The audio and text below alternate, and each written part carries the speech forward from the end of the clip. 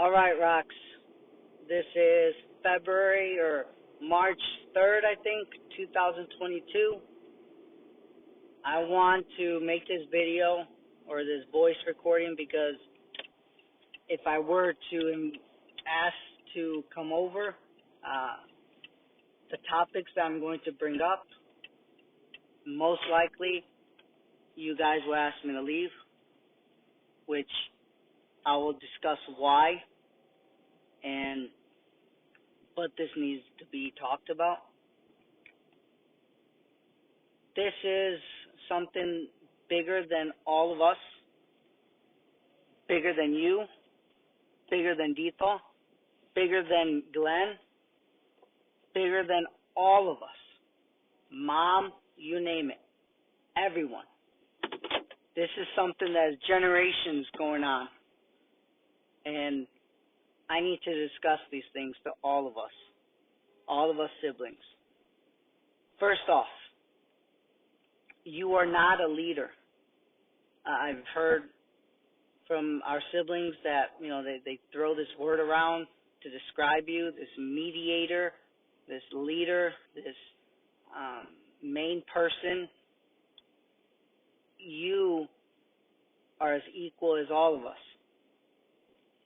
You are not the mediator. And I say that because Tito felt that he was a mediator as well. He was the leader. Sounds similar.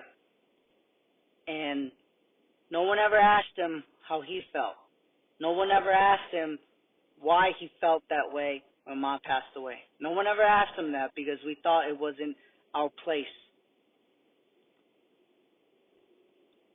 And yet, we see his demise. I don't want that for you. No one has ever asked you how you felt. And Glenn is excluded in this because this is further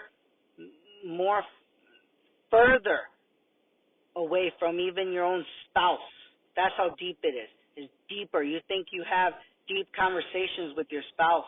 This has nothing to compare to what type of scars all of us that have been born from Amador and Petra Reina, all of us have bared this. We cannot escape this. We try. Many, many years we try. Our own father has tried. And it's very simple because it's a human feeling to not endure pain. It's a human feeling to try to search for happiness and try to hold on to it as much as we can. So I get it. We don't want to feel this way. To the point where we don't want to feel this way, that we would sacrifice everyone else to keep this somewhat happy feeling. But yet we know deep down that we live in misery. And I would say before divorce is a factor or a symbol of this, but no. Because I've met people now in my life that they have been 30 years, 20 years, 15 years, as short as 15 years, and they are never happy. And they realize what misery they lived in. And yet, once they realize that, they're in too deep and they continue on. Many people, many spouses, many women, many men, because they don't want to face this scar that they had from generations, even before they were born, this scar that was given to them before birth. We don't want to deal with it. So we rather have this mediocre life, this mediocre love that we call, and we just live with it. Tito lived with it. And all he wanted to do was to keep having that simple happiness. He would hide it so much. He would harness it so much that he would enter into a stage of just taking this liquid that he knows that it was destructive. but it was a good deal. He says, you know what, it's okay. I don't have to deal with it. I'll take this short-term happiness. That's how powerful it is. And I say this because from my letters, my last letter, I was ready. I had an image in my head. I have a very creative, imaginary, if that's a word, imaginary brain for some reason. And I've looked at to the point where you are on a cane, or with a cane. And I have gray hair to the very part where Glenito has grandkids himself. I look at those things and I say, you know what, where are we going to be? What's that conversation like? And I daydream. I imagine what it is. And I insert the 20-year gap of us not talking to each other. And I have accepted it. I said, good. It feels good to say, you know what, that's the way life is. So for 5 months, I've accepted it, felt good, but we cannot escape it. I openly said it. There's a funny saying in the Catholic world is we trust more of an atheist than a CE Catholic, because at least the atheist says, fuck you, God. Sorry to cuss. F you, God. At least he made that decision. CE Catholics, the Christmas and Easter Catholics just go with the flow, but they don't know nothing about Catholicism. Same thing here. It's just we think we have this all under control, and we don't. We just it's not until we realize, okay, let me find a vice to make it happy. My phone was happy enough. Talking to other guys, talking to other girls, friends at work is happy enough. But man, it keeps coming. This urge, there's something I cannot find, I can't understand. I don't know what it is. There's something that we just don't understand. Then we take it a little stronger. What else can I do to harness this? Because now it's coming, I don't even know. And we have this. We can imagine ourselves to be that person to go along with just fakeness to this surreal reality of saying, hey, this is not who I am. But you know what? It's life. Bree mentioned a couple times, this is who we are. We fight, we get together as families. I've lived a life where I've experienced that is not an option. We have lived in this world that we think that is the way it's supposed to be. And it's not. Our eyes were so closed. We need to realize there's a better way to handle this family. And we have to say this. We have to be mean. We have to take this out of our bodies.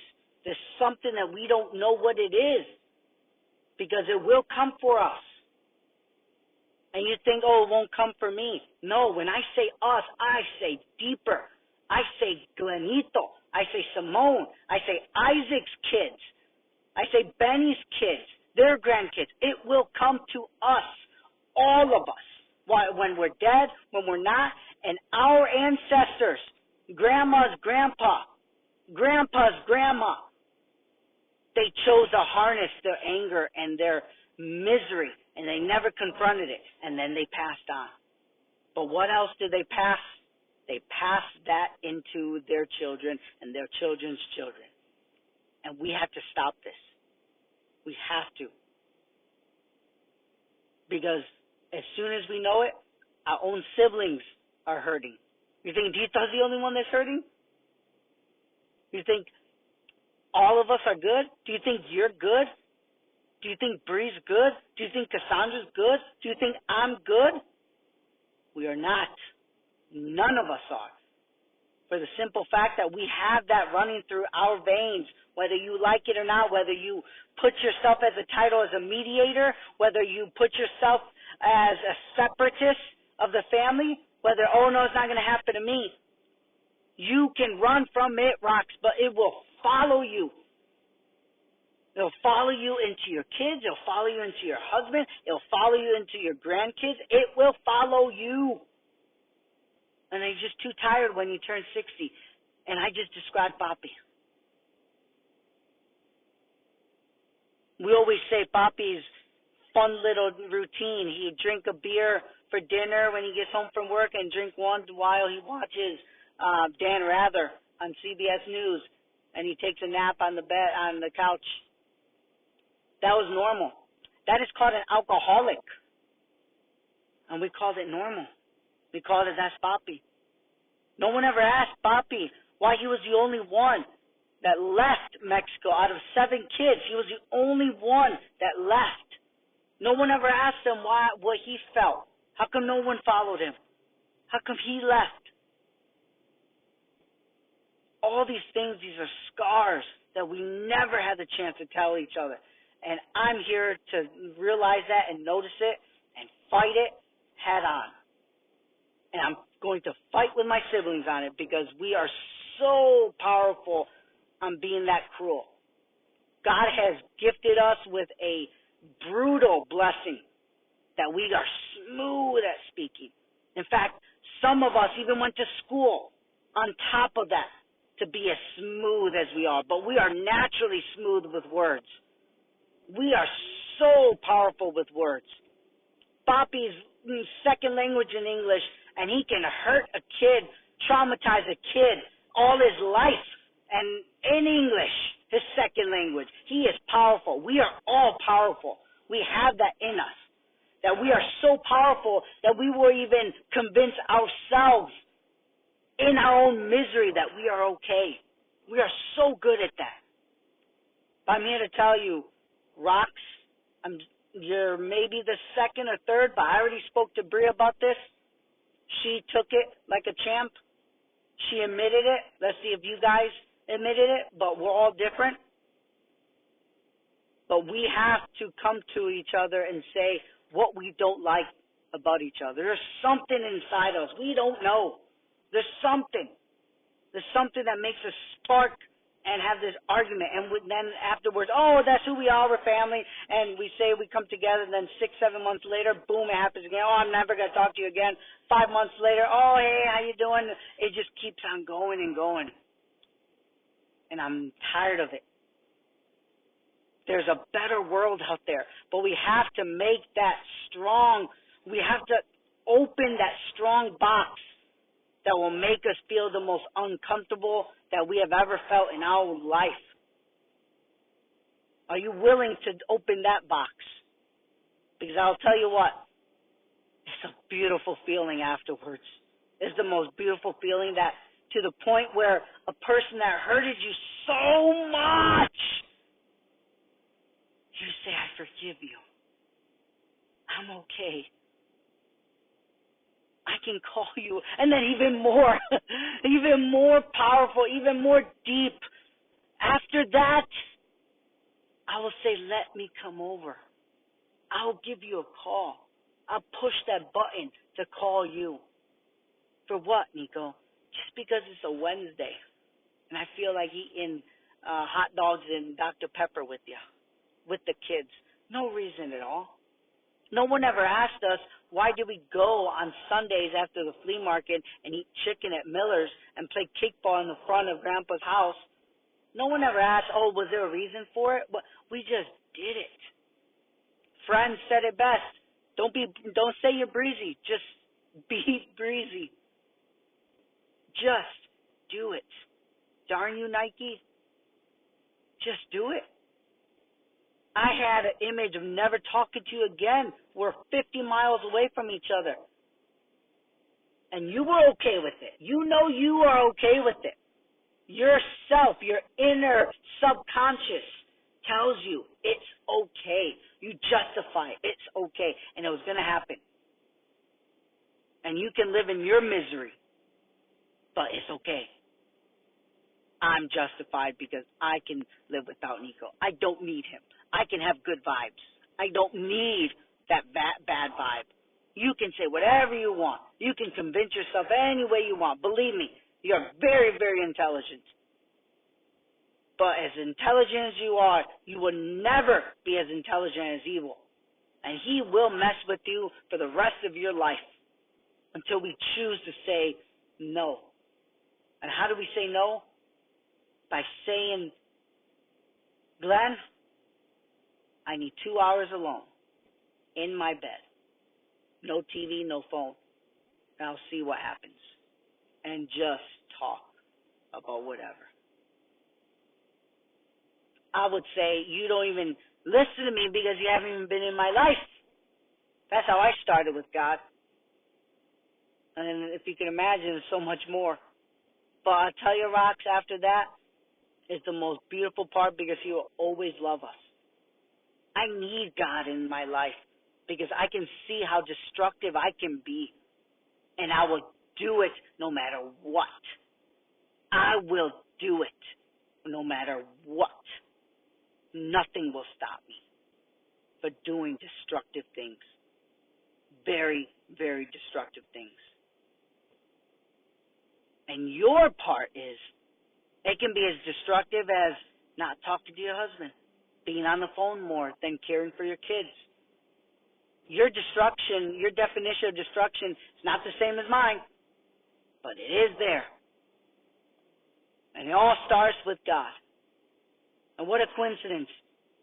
I've heard you mention that Dito said he wasn't even religious. You mention it. Not Dito. But you do not know how much he dealt with that his last year and a half.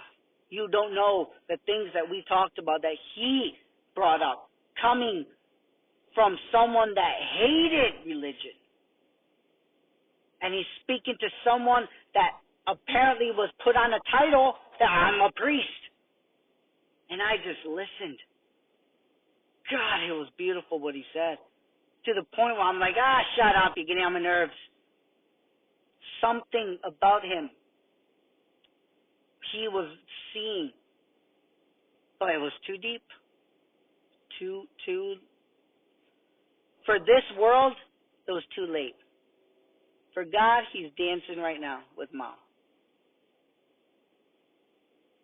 And that's the way it is. Life will go on, and we just can't deal with it. So I'm here to tell you that we need to, first off, sit down together. You need to tell me what you think of me, what you think of Cassandra, what you think of Bree, but to their face. Or I would suggest a memo, a voice memo like I'm doing if you think things are too destructive. Because remember, we are the Reinas. We're pretty damn good on holding our misery in. And we will protect it. And I could imagine if you guys ever confront Cassandra, I bet you she'll say, this is none of your business. And it can be whatever. If you guys ever talk to her, I don't know if you guys ever talked to her, but if you ever did, if you it can be the slightest thing, the slightest act of caring, she's going to close up. And I don't blame her, because she knows how cruel we are. She knows how cruel we are. She acknowledges it, and maybe she's fighting it. And we, what? What do? We just say our words and justify it, and that's it. The 10 minutes call to Papi. I put in my 10 minutes. I'm good with that. My father is in misery, but I put in my 10 minutes. We have to go deeper. We have to. Because we're all hurting. And that's what we did with Dito. Oh, that's his decision. Oh, that was this. We didn't accept him as what he was going through. And if you notice, I waited towards the end of talking about how you treated Dito at the end. And that's why the mean side of me says, I would never talk to you again. Because what you did was evil. You did not put time for your brother. You did not care about your brother. No matter how much you twist it, and no matter how much your spouse consoles you, no matter how much you put that away, you did not do that.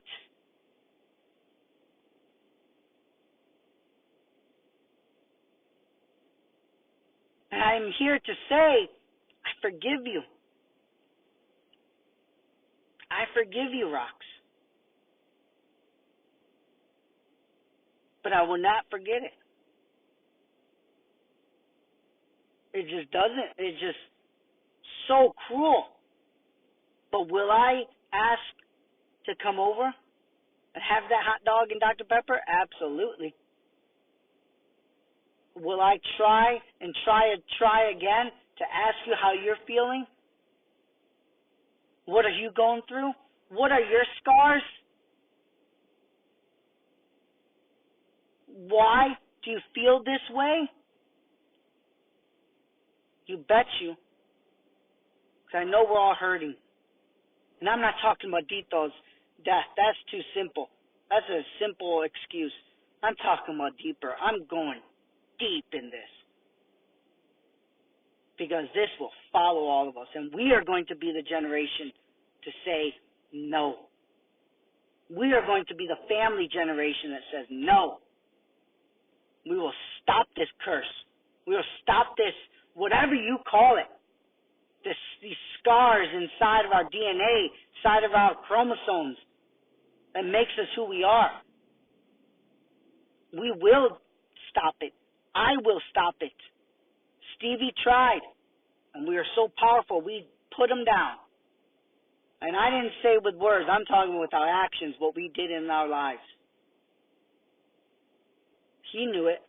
He tried. And I may fail too. But damn it, I'm not going to go out without a fight. I've tried to erase you guys. But the best way I can do is to say I hate you guys. I hate everything about you, Rox. I hate how you treated my wife wrong.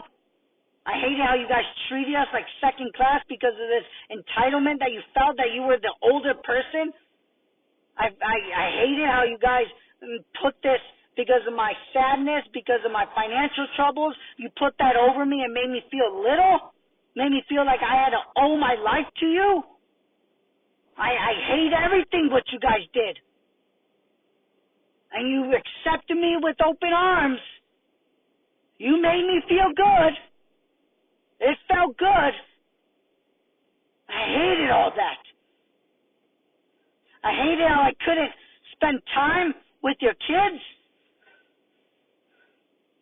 I hated how you just left the room and made us feel like we were babysitters and didn't treat us like normal people. I hated how you didn't come over our homes. I hated how you just stopped answering my phone calls. I hated how you said, "What else, Nico? What else?" When I was pouring my heart out to you, and you just said, "What else?"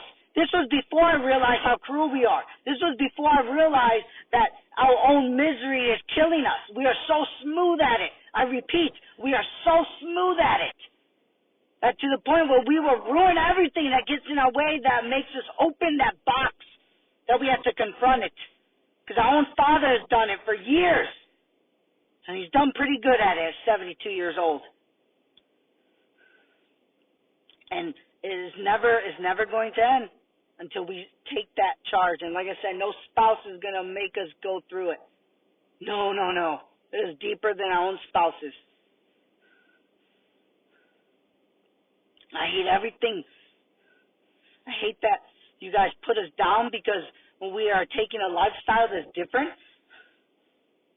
that's totally different from you, and you know it was better, you know that we spend more time, you know deep down that you are jealous of Nancy because she will get love from her family, from her kids, without even thinking about it, because they are truly together, and you guys don't even spend a dinner together, and if it's not a special day, a special holiday, you will not even cook, or a special event.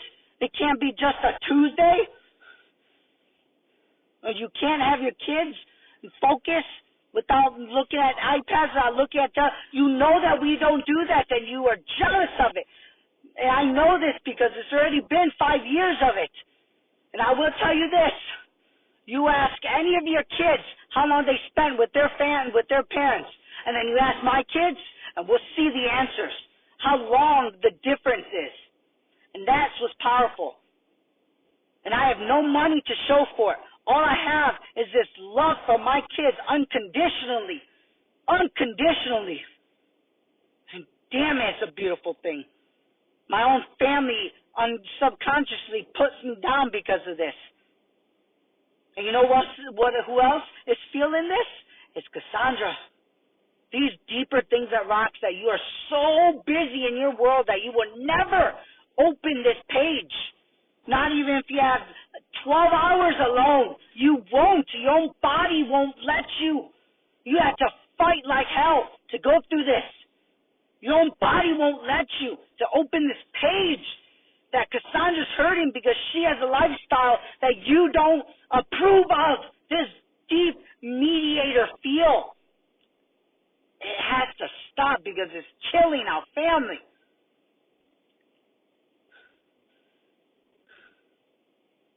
It's deeper than we can ever imagine. And I need your help. I need your help to recognize that, to fight with me, to have a chat where we all can sit down.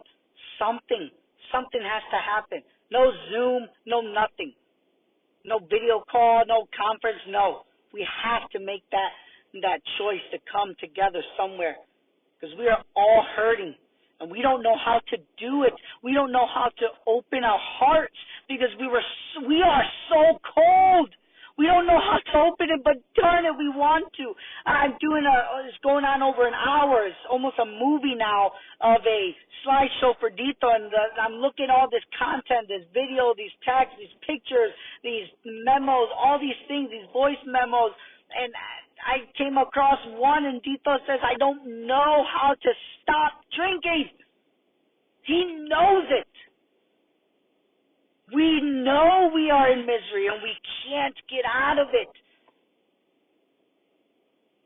So I want to help little by little. I asked Bree, are you willing to take this step? Because it will be dirty. It will be gross. It will be mean. It will be sad. We will not like this path that will go on. But darn it, we will bring back 1998 again. Where Grandma, Mom, Stevie, Dinah, Rosie, all of us come together. We have the power to do that. We just have to pick up the phone.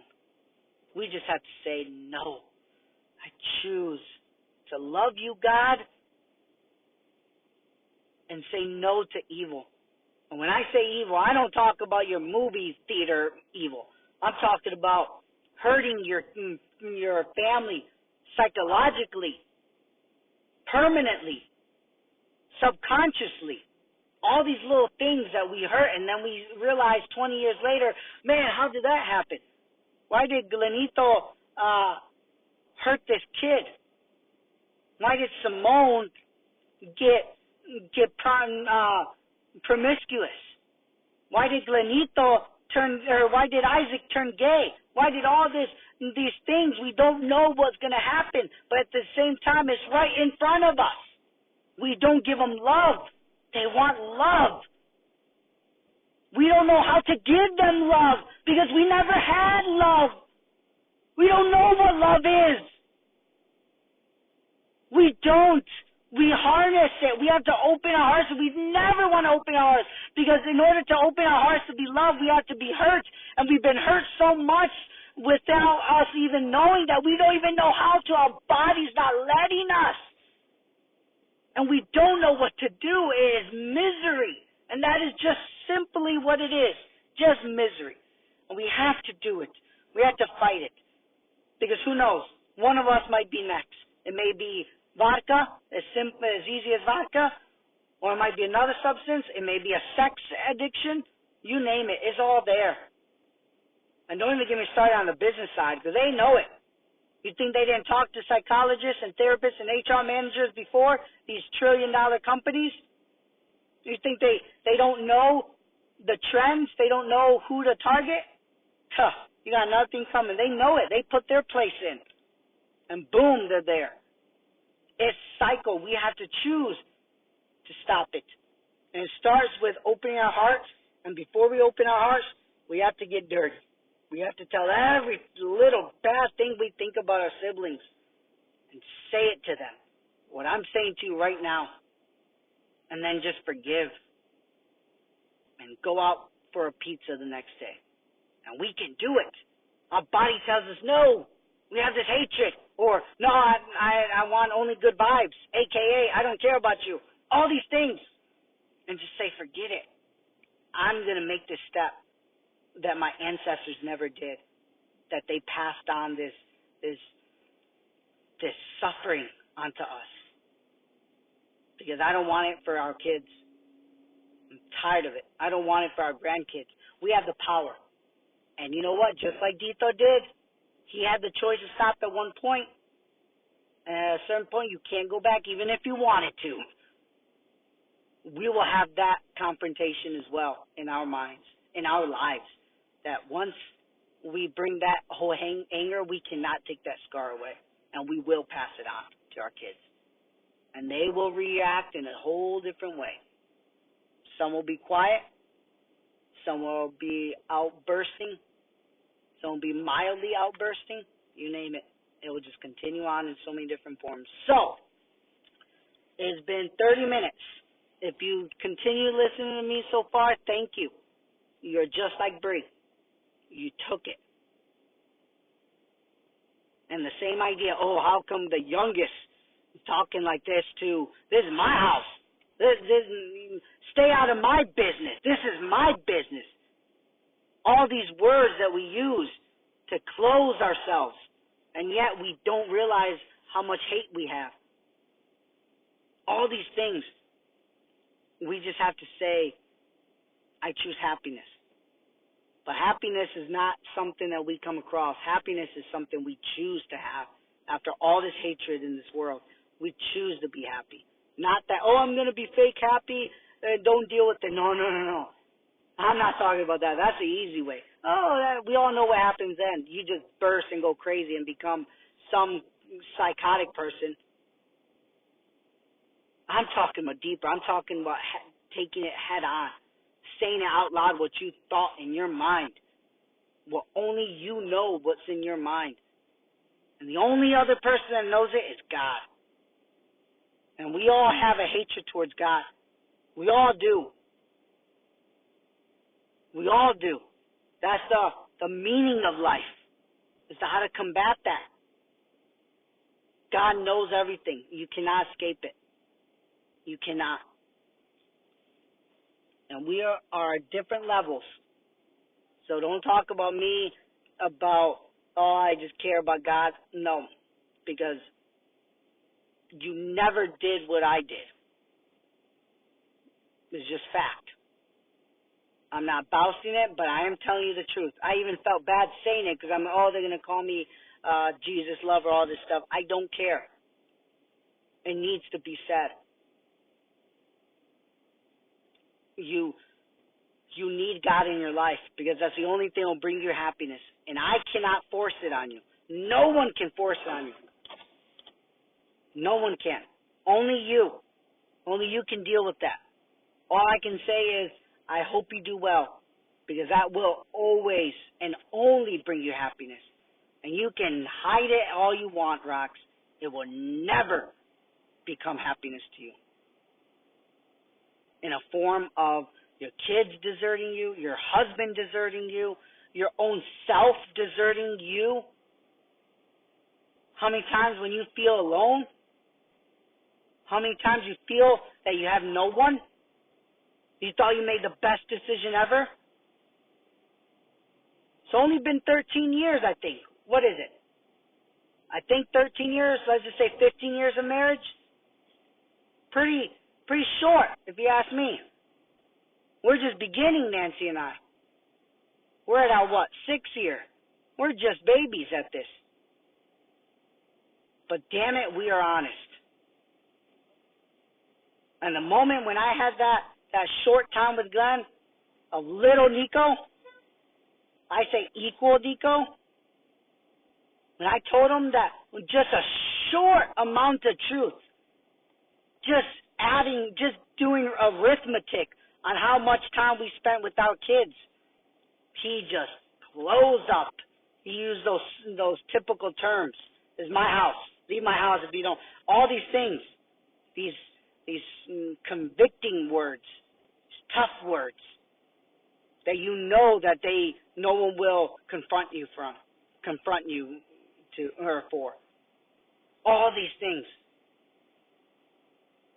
Not even a little kid can convince him that he didn't spend enough time with his kids. And simple arithmetic will give you that answer. Not even that. No, you can't. That is why I wanted to tell you that. If you can't even admit that, that's why I feel that our marriage will last longer than yours. It's just simple arithmetic. If you don't have that honesty in your family, it will break. Either your kids will break it or you will break it. We have to be brutally honest with each other. Because if we aren't, we're just going to live with it. Or we become some other families who are higher, wealthier than others that just sleep around and don't tell their spouses that they're sleeping around. And then the other one sleeps around and they are good on paper. They never been divorced because they think, a divorce is a deciding factor or like a factor that looks into if they're happy or not. It's a measurement of happiness. I've just learned recently that is not the case at all. That is not the case at all, not even to the 20th decimal point. It's not. You will live in misery. Just simple as that. No matter how many women or men you guys are dealing with, no matter how many friendships you have, you will never have that type of happiness. And that's what we all want. We all want that. So fight it. And after all that, that's all I have to say. I think that's all. If there's anything more, believe me, I will tell you. Because after this, I want you to forgive me. And after you tell me how you feel about me, I mean everything, throw it all out. I don't care. I've seen it all. Tito said he wanted to rape Nancy in front of Nancy. And he still stayed the next night. I've seen it all. I'm not scared of anything, Rox.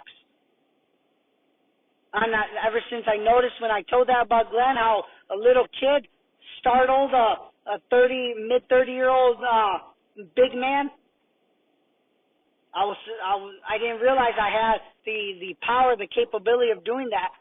I was still scared, but now nothing hurts me. I've been through hell and back. I've been through pure evil and back. And somehow God I wouldn't even say saved, has opened my eyes to say, no, that's not the answer. And all we have left is family. So I'm not giving up. The evil inside of me at one point wanted to, and it was so easy to do it because that's what we are made of. I'm going against it. I'm going to fight like hell. And I want you guys to know that I love you both. I love all your kids. I love you guys. And we need to come together. I implore us. And to your standards, as the youngest kid, not even the mediator, the leader, which I don't believe in at all. Just another member, equal member of this family that we call hell in our subconscious minds. I will care for you. I'll care for your children. I'll care for their grandkids. Because this is what we need. We can't think about ourselves anymore. We can't. This is deeper than us. We have to fight this head on, and I need your help, not as the oldest, just as another member of this family. I need you to help all of us just by calling on a Wednesday afternoon, on a Monday afternoon. That's how you can help. Simple as that. No more, nothing less. Just give us a call. Every other day. And let us come over. With no invitation. What do you got to hide? What do I got to hide? Nothing. That's bogus. That's, hey, I really don't want you here. Oh, you got a plan, you got to do this. So what if I knock on the door and you're not there? How does that hurt anybody? How does that hurt you? Oh, you came unexpected. Oh, I got to do work. You walked away when we were there anyways. You make time for your family. Oh, you came in without even expecting us. When we were little, we called that a surprise party. When we were kids, innocent kids, we called that a new present. Oh my gosh, something we didn't expect that we loved so much, a toy. And yet we use this as a burden. Oh, they're coming over. Oh man, there's something inside of us that we have to stop and say no. They're coming over. Spending our time together. Life is short. Maybe this time Nico will open up. Maybe this time Cassandra will open up. If only I called her once more. If only I let her come over once more. And not make a conference call. I'm talking about just a simple phone call. Out of the ordinary phone call. Because during those conversations, magic will happen. Love will appear when you least expect it. That's how you turn people's minds. And I'm not here to insult you. I'm not here to make fun of you. That's what I did before. I'm here to tell you the brutal truth. That stopped a long time ago. And I'll continue to talk with you, Rox. You cannot get this out of your head. Believe me, I tried. I've done more than you. You didn't write a letter and say goodbye forever. You didn't imagine it forever. With the cane, with the gray hair, with the grandkids of Glenito. You didn't go that far. And if you think, oh, how do you know that, Nico? It's because you don't have time. You don't have time to think. Our family is dying. It's on life support. We lost one. We have to be, all of us have to be the leaders in this family. Not just one, not just two. All of us. We have to be equal leaders because we have our own families.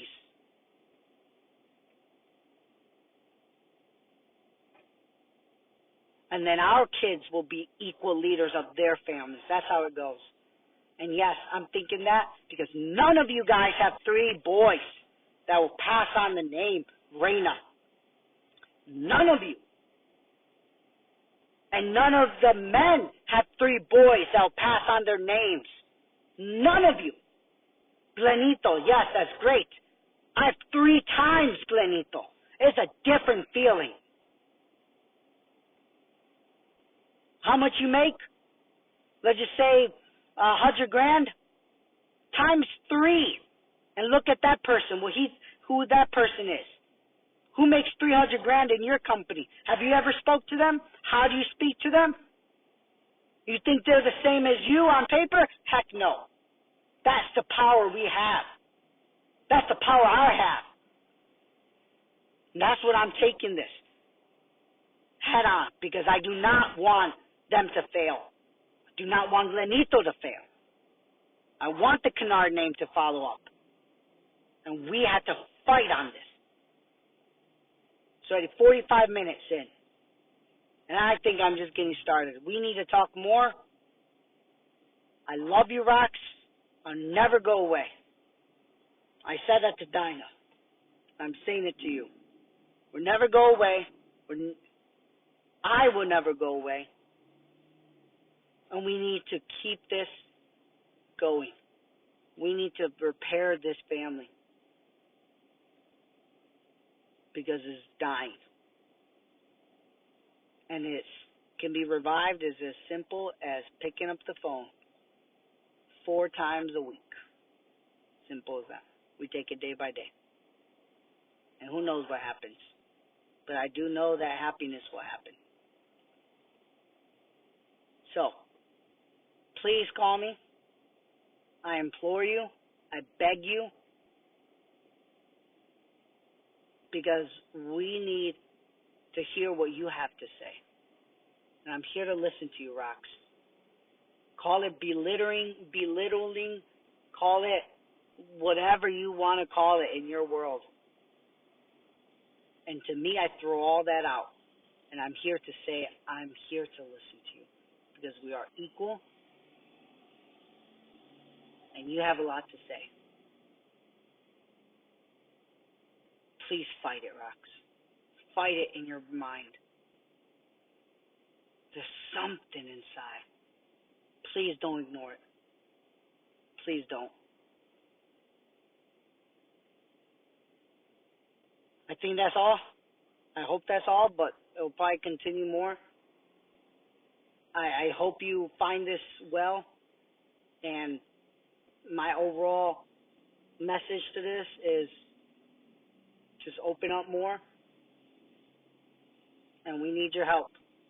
I need your help to fix this family, and we need to go through deep and dark waters before we can find happiness, to end this cycle. For not just us, not just Glenitos or the generation of Glenito. No, I'm talking about 2 generations after Glenito's kids. Them. Let's stop sending this cycle of misery, unhappiness, and make a new feeling of this family, this happiness, this, I just want to come over because it's Friday. No reason at all. I just want to spend time. I don't know why I want to spend time with you, but I just love it. Something inside me makes me push this button to call you. Makes this fingers to send a message, say, hey, where you at? We have that power. Let's make it. I love you. Let's continue this conversation. I'm open to everything. I love you, Rox. Take care, and I'll see you very, very soon.